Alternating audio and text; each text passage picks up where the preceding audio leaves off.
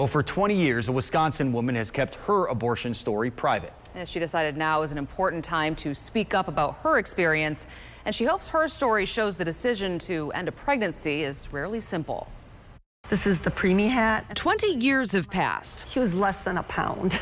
And still, Chris G holds on to the tiny hat baby Ben never got to wear. A stack of sympathy cards. Don't hesitate to call us if you need anything, even if it's just a gallon of milk. She's kept all these years. They're meaningful. I mean, part of it is, this is all I got.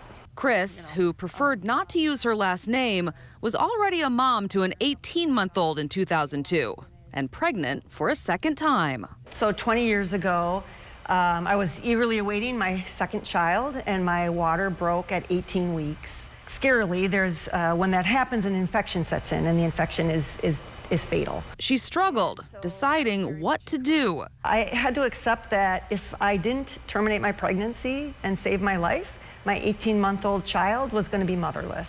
Chris choosing an induction abortion, which uses medication to start labor to deliver her baby, holding Ben for the first and last time. I think there would be people that would hear your story and say, well, that's not an abortion.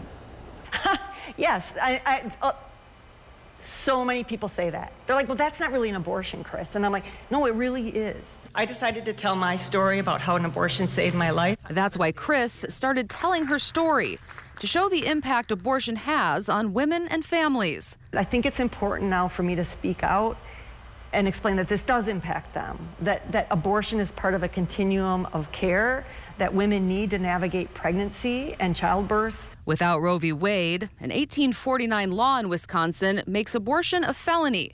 In Chris's case, what that says is that two doctors have to agree that the life of the woman is in danger. It's very, very ambiguous. Because she was able to make that decision, she had another baby a little more than a year later, a choice she hopes other mothers have too. I regret a little bit keeping this private for so long, but maybe the story has more impact now that people can really understand the gravity of what's at stake. And while she does not work there now, Chris was vice president of education at Planned Parenthood when she had her abortion. You can follow our continuing coverage of today's Supreme Court decision on air and online. All you have to do is head to our website, CBS58.com.